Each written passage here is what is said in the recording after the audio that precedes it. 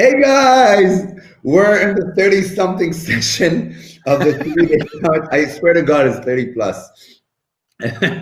Yesterday we had 13 sessions straight, and today we have sometimes only 2 or 1 session at a time, but from the evening time, which is the US Eastern time, because we have so many amazing people we want to have on board. We have 3 sessions at a time. As we speak, wait, I'm looking at my papers here. We're here in the session, and I'm going to blurb it until people join us here. I see people starting to join. I'm like, what am I doing right now? So building an open source community, but it's not just open source community. It's going to be a chit chat with the one, the only, the Jono Bacon of this era, the one of his generation, the open source king, the writer of books, the creator of people powered. I'm going. No, but Jono is a really guy. I remember when I saw you first, you were in a webinar in CM. I said, wow, this guy is talking really interesting stuff, and started following you. Thank you. So listen, we're going to have a fun chat. John, I think the basic thing about Jono you should know is a fun guy. He takes himself not too seriously, but he does amazing and great stuff. And you are far too kind, Mike. You are way too kind. But I love chatting with you. Every time we have a conversation, I learn something new and I think about things differently. And that's what you want in a discussion. So I'm excited to hang out with you. Like, we're so busy. It's just nice to do it. If we can have a camera on at the same time. Yeah, that works. And it's recorded. And that's what I do, by the way, after this event. First of all, everybody who bought the ticket is going to get the resources and will get access to it. And after that, also, we're going to analyze everything that we said here. We got a one-on-one, but we had like panels here before that were in the same time, an Australian, a German, and somebody in Chicago. Like for the Australian, it was 11 p.m. For the Chicago, it was 6 a.m. He woke up before at 5:30 to facilitate, and we're trying to have crazy international. That's hardcore. Really cool. Here I see the attendance here growing. Let's see who's joining us from different spaces. We're from Beersheba, from Israel. Yeah, okay. Now we have the locals, but let's see who. Let's hope we have more international people join. We just have 3 sessions in a row here. We're growing a bit. Great. Cool. So, what are we going to talk about? So, open source. So, I think one of the most interesting things about communities. Do you know Amir Shvat, by the way? Yeah. So Amir was yesterday on a fireside chat as well, and we're talking about his communities, how he cultivated in Google, the GDG that he was part of the founding team there. Yeah. And you know what? When we talked in the email, because we don't have time to talk, but you know when we corresponded about it, we said let's talk about how did you cultivate. It's never easy to build a community, and it never happens like this. But there are things you can do to make it smoother. There are things that you should avoid and think that maybe work more than other things. So give us a few of your hacks regarding open source communities in general, and we'll just take the talk from there. Yeah, sounds good. I've learned, one of the things I love about this business, about building communities, is that it's such a meaty, interesting problem that's always changing, right? Mm-hmm. So, like there's certain things in the world and the goalposts are very clear in what they are and what you need to do. And with communities, it's this massive combination of incentives and rewards and workflow and infrastructure and onboarding and all these different components. But the challenge with that, I think, is it presents a lot of complexity in how you build communities. And I'm sure people who are watching this, have experienced this. It's like, okay, well, where do you begin in building communities? And I think that's especially the case in open source communities where people are collaborating together. I call these, I believe that there's 3 models of community. There's a kind of a consumer, a champion, and a collaborator. And within the collaborator, it breaks down into 2 pieces, which is inner and outer. And the inner is where you build an open source community. And part of what makes that work is that people are on the same team, that they feel like they've got the same level of opportunity available to them. So that adds an extra level. I want to slow you down because I have the same thing that I speak really quickly because I want to have a lot of content in the same amount. I can slow down, no problem. So just a bit, because you were saying you were breaking it down, and that's part of your book, People Powered. I remember that you have the 3 types of community there in People Powered. and you're talking about collaborative now, and then you divide it to inner and external, and you called open source communities inner, but open source can be also external communities many times. Well, it's inner in the sense that, to me, there's the inner collaborator model is where people are building the same thing. People are on the same team. So if you've got a company that's got developers on a project and you've got community members on a project, then you need them to have broadly the same kind of experience. With outer collaborator communities, this is where people are building something on top of a platform, such as building an app for the Android App Store. What I think is interesting and complicated about open source is that because there are so many variables, there's a lot of opportunity for failure. Like, we always talk about how incredible open source is, but the sad reality is that more open source projects have failed than succeeded, by definition. Like, there are millions of repos on GitHub, and a fraction of those repos are actually productive open source projects. So I've always looked at, okay, what is the model for failure? And then how do we invert that model? So if you want to build something amazing, right? If you want to build, for example, cell phone, right? So I just got a new iPhone, brand new to iPhone. I've only ever used Android. Still figuring out how this ridiculous thing works.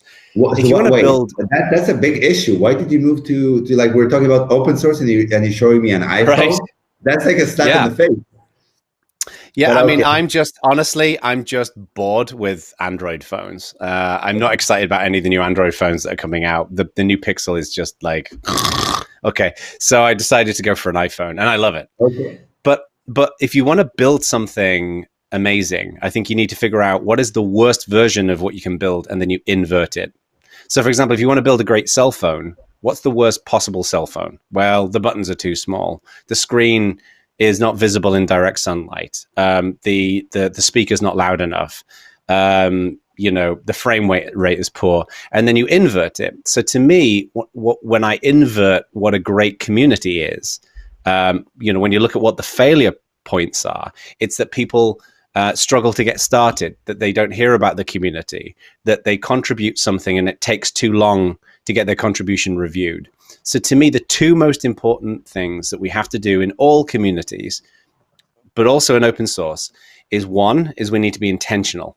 We need to say, this is the experience that we want to deliver for our community members. So we remove that, people have a kind of it's an okay experience, is that we build intention. And then the second thing that we do is that we focus on delivering amazing value. Like, what do your members get out of this? I know we know this as community professionals, that if you build it, they will come doesn't work, but there are still too many people who take that approach. So the only thing that brings people into communities, the only thing that will get someone to try something new, is if their life can improve. So we have to first of all focus on what's the value. So with tech communities, it could be, I can use the software, I can get my problems answered, I can do something interesting and new. With non-tech communities, it could be, I can use this product or service, or I can meet interesting people. So we've got to be clear on the value, but then I think we've got to be intentional. Who is your audience? How do you onboard them? How do you incentivize them to participate? What content do they get? When you design that effectively, then you get a great community. So if you were talking about reverse engineering or inverting the issues, like when you talked about the phone. Can you give other practical stuff about what's the flaws about the open source communities, and how do you try to tackle that? Yeah, I think there's a number of challenges. I think one challenge, which is a major issue, is that most open source developers have no idea how to build communities, because their primary interest, their primary excitement is about building software, right? So I'm not saying they're not interested in building communities, but they don't necessarily have the skills and the expertise to build open source communities. So the first thing I think is education, is that we need to help people to have the skills and a really simple way of getting started. When I was at XPRIZE, which is this foundation that has these massive competitions to solve big problems in the world, the founder of XPRIZE, this guy called Peter Diamandis, I'll never forget one time he said to me, you know what, Jono, it's not about having all of the answers. It's about having the right answers packaged up easily. right? So I think when we think of open source communities, community professionals who are interested in this will have all kinds of techniques and approaches. But for a developer where their primary interest is writing software, we need to be able to distill simple ways of building communities for them to get started with. And that can be things like set up a forum, set up a Slack channel.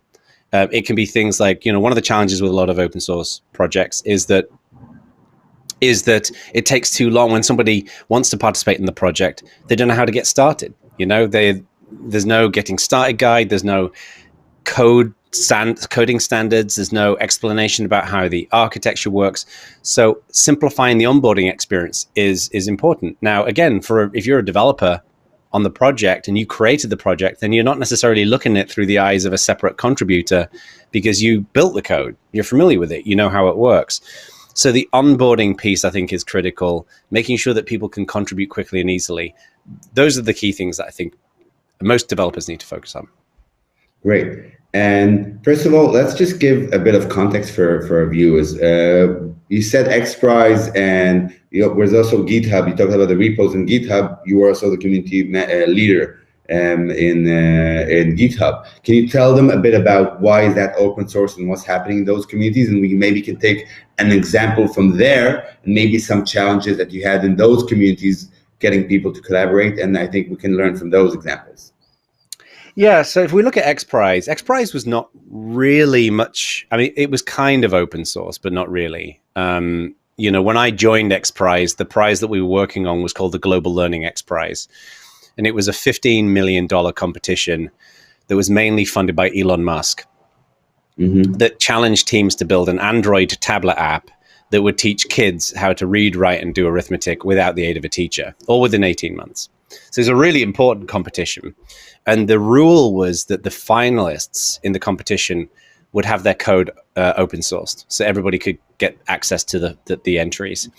My dream at XPRIZE was for it was a kind of an interesting community problem because these teams are competing with each other, right? They're working against each other, which is the opposite of community.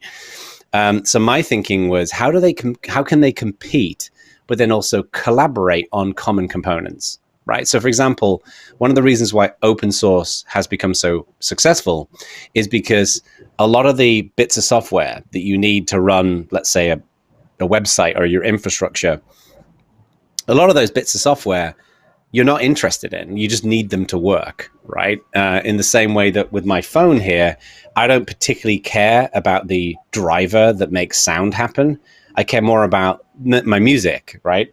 So for those common components, those shared components, my theory was, why don't we get the teams collaborating on those ingredients, and then they can differentiate on the individual, on where they're different and where their entries are different, because they're having very, very different approaches.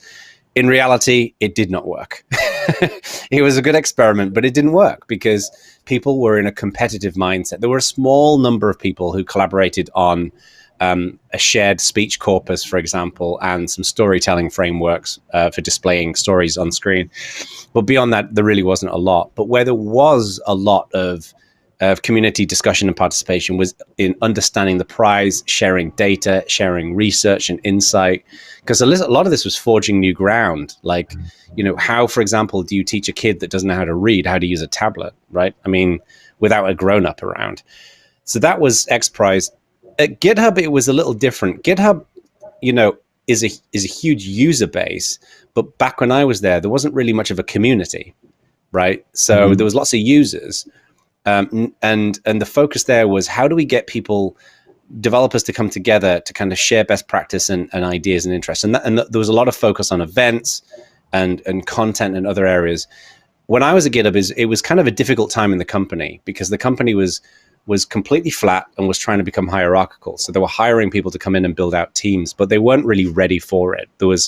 I won't go into it here, but there was challenges in the company in terms of achieving that goal.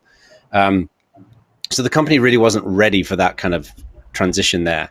The company's in a way better position now. Like, my wife is the chief operating officer at GitHub, and they've built the forum, and they've got all kinds of community engagement going on. But that was the primary focus, and I think we broke some good early ground in achieving that. So, by the way, so when they hired you, you remind me what was your title there? At GitHub, Yeah. Director of Community. So you were director of community, but you said there was no community. So what? Well, just to be very clear, it wasn't that there was no community, but the community was what I would describe as being disorganized. So there were groups of GitHub users, of developers, who would meet up at conferences and spend time together. But it wasn't what we would traditionally think of as a structured community. There wasn't, for example, a forum for people to go to. There wasn't incentives and rewards. There weren't structured community initiatives going on. The focus was more on the platform, was more on the tooling, which is to be expected because GitHub is a product company, builds products, right? So, yeah. So, and that's the thing. But by the time you left, how long were you in GitHub? I was only there for about 7 or 8 months because basically the backstory here is that when I came in as director of community, my remit, my mandate rather was to focus on building out the community. So I started doing what I do, started identifying, okay, where are there areas of opportunity and where are there areas of risk? Like, for example, there was a lot of work going on back then at GitHub that I just didn't think added any value, that it was wasteful. It wasn't demonstrating any results. It wasn't really being measured particularly effectively. So I started wanting to wind some of those things down, redirect those resources into other areas. But what happened is as we started, when the rubber hit the road and we started really talking about committing to building out this, a broader community, the company just struggled to get behind it. So what ended up happening was I was just writing blog posts and kind of creating content. And I basically went to the company and said, look, I can keep doing this, but without wishing to sound egotistical, you can pay someone a lot less money than me to write blogs, right? Like I came in with the mandate of building out the community, and unfortunately, in terms of getting the traction behind that, it just wasn't really happening. Now, I think part of the challenge here was that the person who hired me had only been at GitHub for 2 months. This is where I learned the lesson. If you take a job at a company, take the job from somebody who's been there for longer than a couple of months. And I think she genuinely thought we could achieve what we were. She lasted about a year or a year and a half there. I think she genuinely believed that we could make that happen. But unfortunately, if the company's not ready for something, I've learned this as a consultant, like I won't work with companies if they're not really ready for the change. So I said to GitHub, I don't think this is working. And they didn't want me to leave. So they said, well, why don't you go and run this product marketing team? And there was another potential role, which was something to do with VCs. And there was another one, which was in building out an internal consultancy practice around community engagement. But at that point, I was thinking, you know what? I think I'd like to run my own consulting practice. So I decided to move on. But it was just a weird time. There's friends of mine who have been at GitHub, for years, and they said, that period of time, it was when GitHub was going from being like a plucky startup company into, it sounds condescending, but growing up. And every company goes through that period. And I kind of was there through that difficult transition. And that's why I'm so happy for the company now. That's why I'm so thrilled that my wife is there, because they're such an amazing company. And they're so important, and they do such fundamentally critical work that I want them to be successful. But now she pulls me in for loads of free consulting. So nothing's free, believe me. Everything, especially with a family. I always joke that I work for free for my wife's company, that she's already raised $5 million and now in a $10 million round. And I'm not taking equity and everything. But we're all invested in it for different reasons. By the way, you have a teenager boy now. He's almost a teenager, or he's still 7, 8, 9? Oh, he's 8. He turned 8 on Saturday. Yeah, we have a very small child who is starting to smell. He's love him though. He's a wonderful little kid. It looks like it in social media. You guys look like you're having a lot of fun. Yes. But you say you learn from me, but that's what I love about you, and I think that's what creates great leaders today, and people attract to that. Your authenticity. It's a story about a challenge, about a kind of a personal failure, because you came and you wanted to do something and it didn't happen. Yeah. But I think, and that's why I always try to explain, our name is shit. ISCL is the most unmemorable name in the world and hard to pronounce. and I'm trying to rebrand it for the last year and a half. But it's horrible. IS like CLBEDG and like, how many letters, and like S and C and CCL, and like I guess Hey, in the book. It's horrible. Listen, it started as an event. We just put a few letters and that's it. And then like people were so happy with the FIS conference. And by the way, people still sure that that's all I do, a conference, because it's so big. Right. And like we work all year round. But no, this is like a small, today even more. Today I have a team of 7 now full-time employees and freelancers around us, and we're building something that we're announcing tomorrow, which is called Community Pros. We did like a community of community managers in Israel as a beta. We're gonna open like something that from the YCP we call the Young Community Professionals. We got the idea of how we were gonna do it in scale and what do we want to build in scale. Right. We're gonna talk about it tomorrow. And but the idea, just in a nutshell, you'll love the logo. I call it a dynamic logo. You have to see it in motion. It's a 4-second logo, and it moved from something to Community Pros. And the idea of Community Pros, by the way, is also being a professional in communities, but also being proactive and positive, always thinking positive. Yeah. But when I was talking about the essence of our name, the current name, the ISCL, which probably will continue to exist in this or that form, is because, and I have a really good friend that's funny enough, he's the husband of our greatest competitor in Israel. Oh, his wife is the founder of Community Forward, which, by the way, they're really good friends. And one of her partners, the CEO of their company, I brought her into a panel today, and I really believe in community over competition. But just it's funny enough because we're both big in community in Israel, and usually many times we have tenders and we both compete. But I always, when they choose them, I say they're great, and when they choose me, I hope they say the same. Yeah, live and let live. Yeah. But I was talking with this guy, and it was like 3 years ago when I did the first, and I would say, yeah, ISCL, Startup Community Leaders, and he's like, startups and communities are 2 different things. And I said, no, it's exactly, first of all, innovation happens when you do connect 2 things that people don't think that are connected. And I think that startups and communities are very much similar in many ways. And it's exactly what you're saying, that, the need for authenticity, the need to fail fast, to find a solution to a real problem. If there's not a real problem, the community won't get together. If you don't have a real problem you're solving, or your solution isn't good, nobody will invest in you. Well, it's interesting you say that, Mike, because one of the things I've really learned in my career, and it took me too long to learn this, is there's this kind of cliche in leadership of the importance of failure, and people, business books talk about this all the time, and it is important. But I didn't realize just how important it is. And I'm not really talking about GitHub in this context, because I don't really consider what happened there as so much of a failure. It was just more of a lack of alignment, because I don't think GitHub was wrong in not being ready or not wanting to pursue community to that degree at that particular point, because frankly, it was wrestling with just getting its house in shape. Right. Like it was going through a lot of change when it came to the company, and the right changes happened to help the company be successful.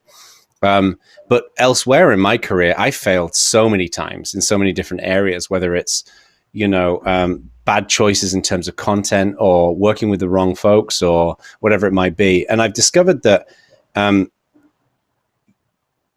the only way in which we get better is if we put ourselves into complex situations, and that when we come away from those complex situations, we really take the time to understand what we learned from it. And one of the biggest lessons that I've learned in my career is the importance of that intention. Like I mentioned, intention and value earlier on, is that you cannot get, if somebody is not fundamentally excited or understands the core value proposition of building a community, it's very, very, very difficult to build a great community. You can convince them. You can convince them to commit to the resources. You can convince them to hire the right people. You can convince them to take the time to learn about it. But in terms of doing it well, you've got to love it. And my view is it's the same thing with I think a lot of art forms, like with music. Like you can teach someone to play the guitar, but if they don't love playing the guitar, they're not going to create great music, right? They'll just play music. They'll just play songs. And I learned that a lot with consulting, is that when I thought about the clients that I've worked with who have really succeeded, who've really made the most of what we've worked on, it's because they've really been jazzed and excited about the prospect of community, that they wake up in the morning and they're motivated by delivering an amazing community experience in the same way that you do, Mike. Like you wake up in the morning and the first thing you do when you grab your phone, I know this about you, is you think, how can I help communities succeed? You're jazzed about it. You're excited about it. And I think that's one of the complexities that our industry needs to face is, sometimes I've not seen you say this, but sometimes I see people saying everybody can build a community. You can't. Everybody can set up a forum, but in terms of doing it well and delivering that consistency of experience, it requires a lot of passion. And that's a complicated bridge to cross. You know, I want to take that, I had one of the employees and I wanted to have her in a panel. She's been for a year with me. And I said, oh, I'm going to be with that CEO. And I was like, listen, CEO is the most, I think, in small companies, is the most degrading title you can have, because anybody can be a CEO. And that's the thing. Anybody can open a community. It's actually true. Everybody can go to Facebook, open a group, and open a community.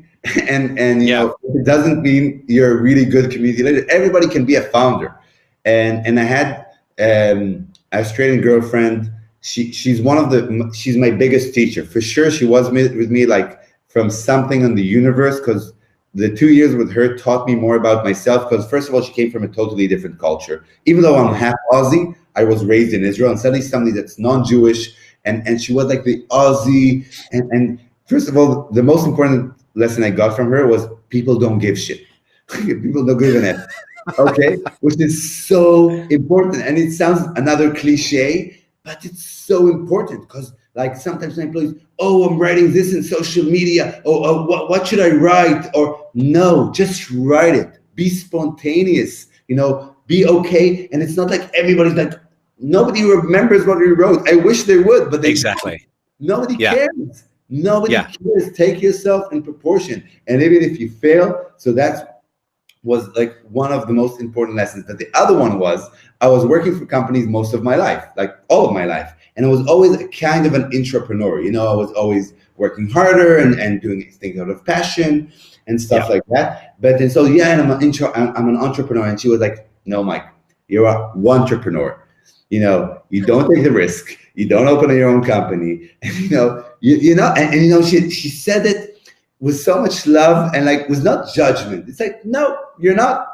It's like you can say you are and maybe you are, but there's a big difference between taking the risk and not having a salary for a few years or a few months, and really starting your own thing. And you have to walk the road. You have to go in those shoes. You can't be in the MBA. And by the way, I heard one of the best advices. Instead of doing your bachelor's in business and administration, take your tuition and open a business. That's it. Right. Just take that money and open a business. That's the best BA/MBA you can have. And I think there's a lot of truth in that, because I forget who said this quote, but I learned this literally about 2 months ago. There's a saying that something like the definition of success is opportunity combined with preparation. And I love that, right? Because I think it's true. But I think that there is also a third ingredient that's needed there, and that's passion. That there are people who I've met in my career who have not had a lot of opportunity available to them, but they've been very prepared, and they've been just had so much passion about what they do, and one way or another, they've broken through the wall to get to where they want to get to. And I think that's the thing, is that there'll be people who are listening to this or watching this who will be at the beginning of their community game, and they're trying to figure out how to build a community, and they're probably overwhelmed they've probably been at your event and heard all of these amazing people speaking and learning all of these amazing things. And like, how do I even begin to get started with this? And And my view is like, if you've got the passion, you will find the way. Like you'll just make it happen. But you've got to be prepared. You know the book like, Grit? Did you know about the book Grit? No. It's like so in 2015, Angela Duckworth, she did a TED talk about it also, but I think it's one of the most important books of our age, and I recommend it to everyone that I meet. Grit. You know what? Like gritty, okay? Yeah, Angela Duckworth, right. Cool. Okay, and it's exactly what you say, but she did something amazing. And I think grit is one of the most important things for community managers. And again, ISCL, startup community leaders. It doesn't matter if you're opening a startup or a community. And by the way, yesterday we had in a keynote John Hawthorne, the guy who founded Mass Challenge. And right.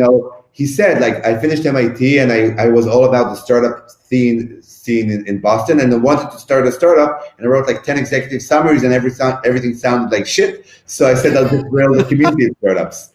and that's what I say, if you're an entrepreneur, it doesn't, like, if you don't have a great idea for a product, build a community, and the community will help you create either a service or a product. And it's exactly because there's so much similarities between creating a community and creating, I think, a venture, because it's a kind of a venture.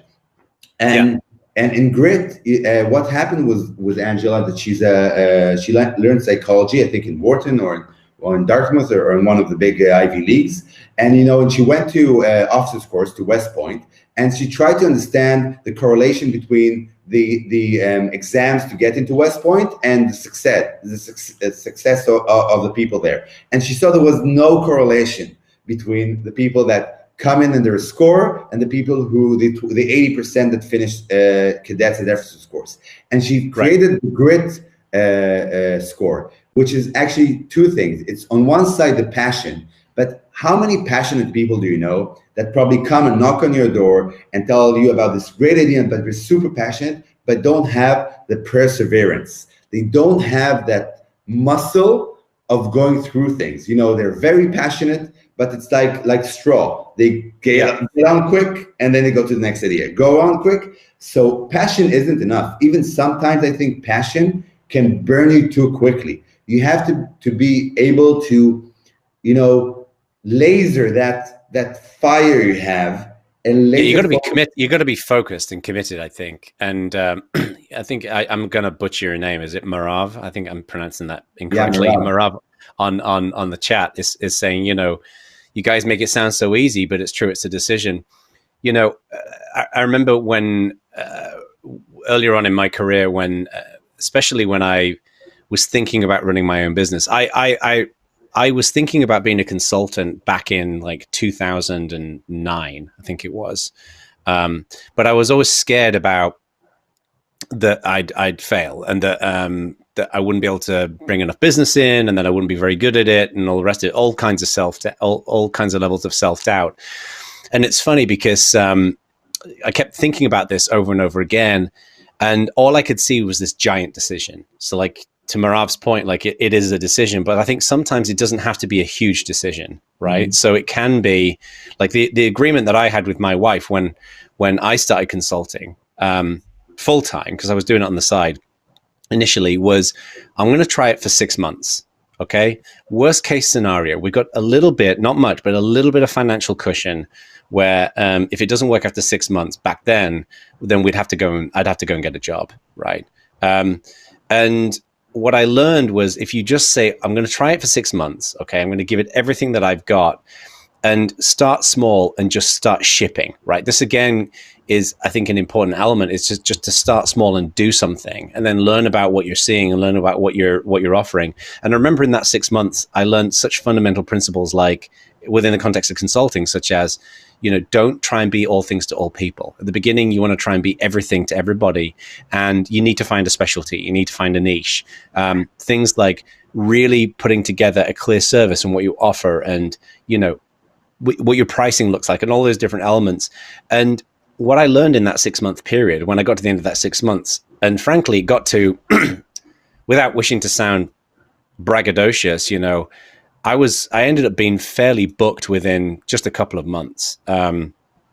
So I knew that this was probably going to work out, but the big question was, are you going to enjoy it, right? But what I learned in that period was the only way in which you get better is to try new things. And if you can structure your new thing in a way that feels somewhat safe and familiar, then I think you have an opportunity to succeed, right? So for example, I'll give you another example. Like back in March, I really started focusing on email automation. I'd never really done much email automation. I wanted to experiment with it and use it as part of my community development with clients and also for myself. And I thought, well, let's try it and see what happens. And I started small, just a couple of emails, got a platform up and running. And then I learned so much in that first couple of weeks that then I started experimenting with more things and more things and more things. So one thing I think sometimes people watch these kinds of conversations and think, okay, Jono and Mike seem to have it all figured out. And I think in many ways, like, it's important to stress that, first of all, we don't.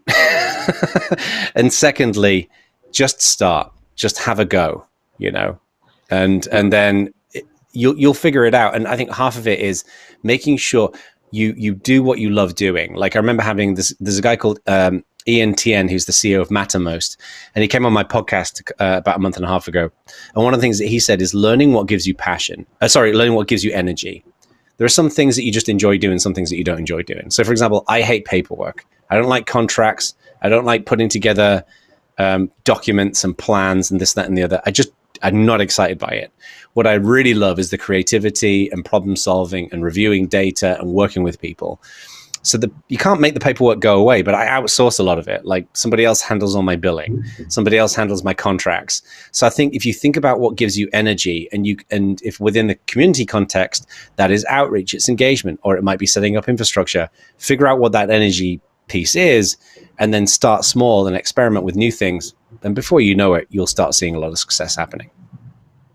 So I couldn't agree more. And by the way, figuring it out, you know what? I think I figured most of it out, and I'll tell you why. Because I think it's all about the principle. I heard a great sentence, which is totally stupid, but makes a lot of sense.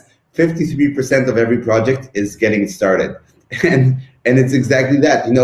Just start it. You're not sure. Like I have so many things, but I don't know, and they come and ask questions here and that. No, just start it. And it's like. Mirav, by the way, she's part of our team. She now says, her and other of the team say, I'm a graduate of Mike, because they come to me and I just do it. Like, said, no, but just do it. I don't care if you fail or you do it miserably or it looks like shit. Just start doing it. That's and that's the way they start.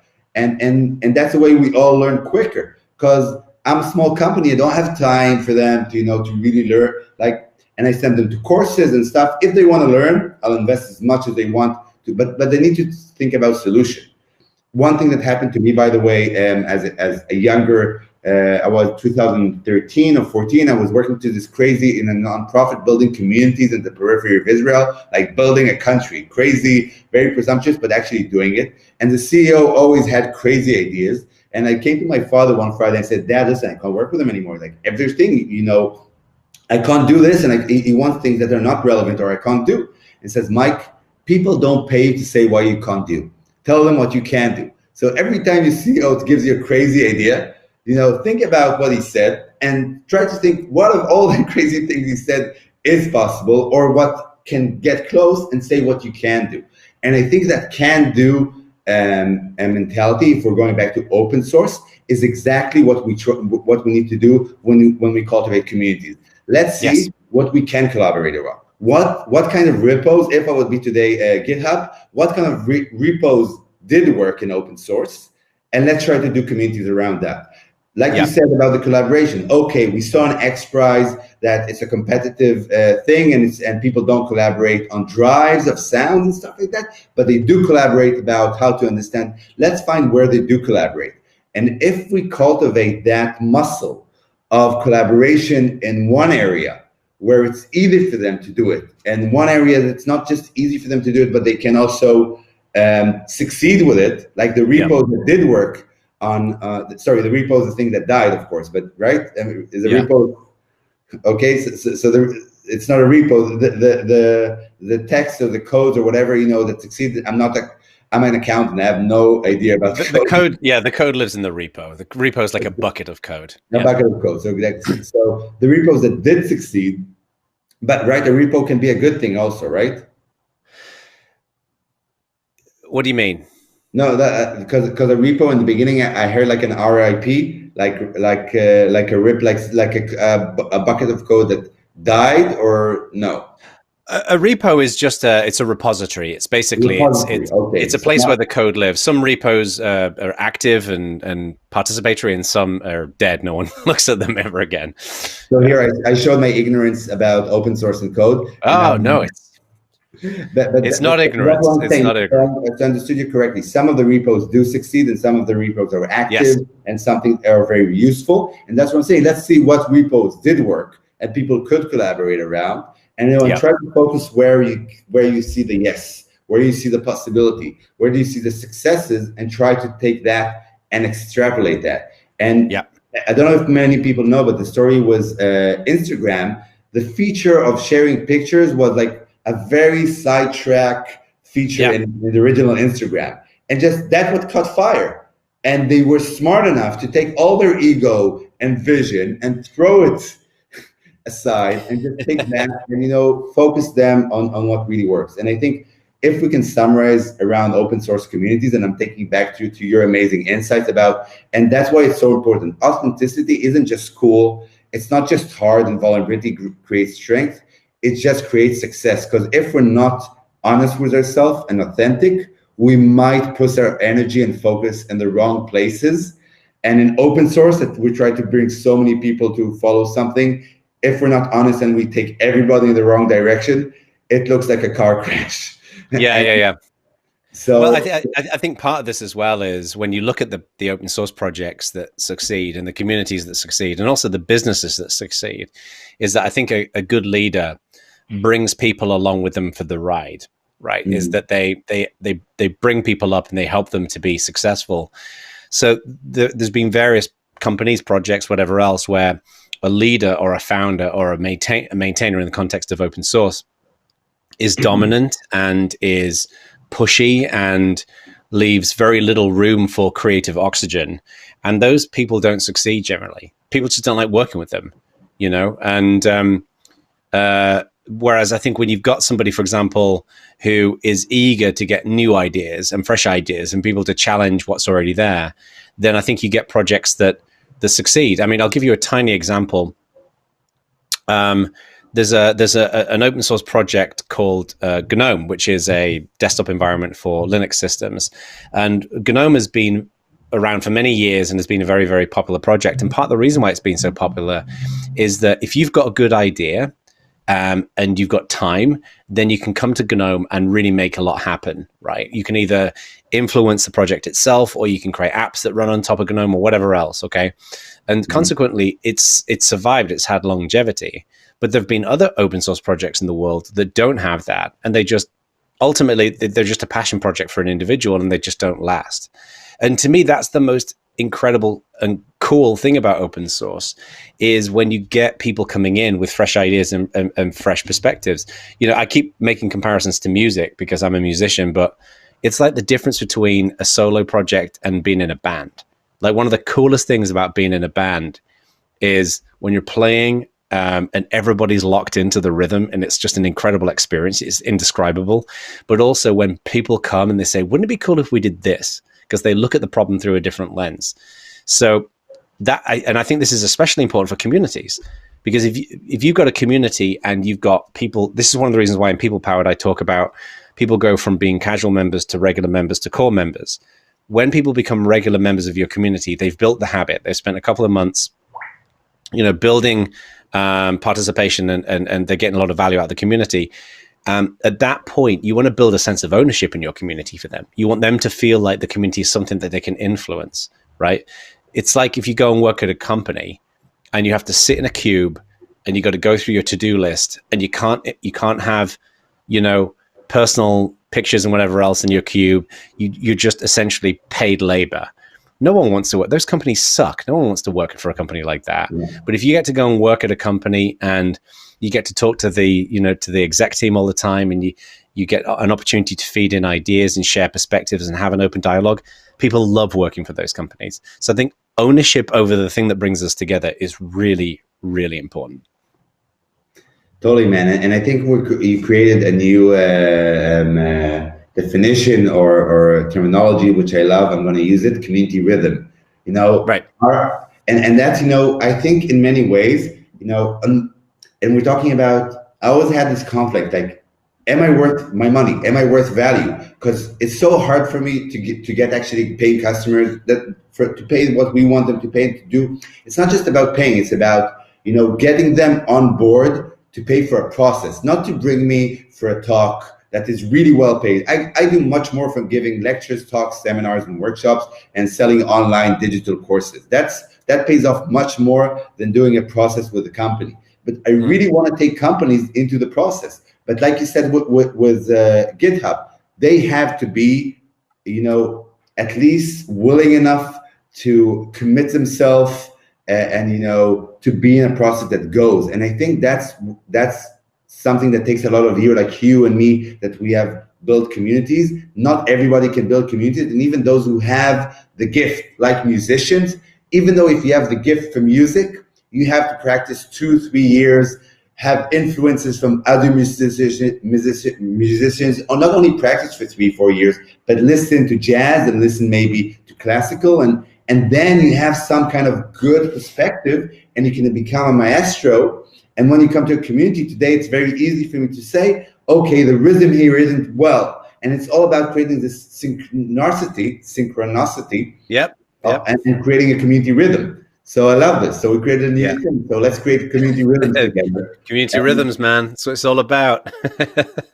So John, again, we created a lot of new inventions and shit together. So I know. I like it. Great jamming with you on communities. And that's it. So did you try the lounge feature, by the way? Not yet. I was going to go and poke my head in, but Great. So go poke your head and say hello, and people might see it. It happens when people, usually the tables are empty when the sessions are on, but when sessions are left, people start joining, see people on the table, they join. And also at 9 o'clock, we have social impact communities with people leading. There's an amazing new platform for communities called Click. And they have a community on it called Gita, which is like the global community for social impact initiatives. So she will be there. Dr. Natasha from Cyprus, that leads social impact initiatives from Cyprus, is there. And we have the Finnish way to build happy communities, which is Ghost, which is a community consultancy from Helsinki that's having a great session after us, all in parallel tracks, and how to build a local community expat community. Which is also very interesting. But we have time in the lounge, so I'm going to end this session, say thank you so much to Jono. Thank you for Mirav and all the rest that maybe popped in and out. And that's it. And I'm going to go with you for the lounge for fun for like 3 mornings. Sounds good. Bye, guys. Hey, take care, Mike. Thank you. You're welcome. Stay in a second.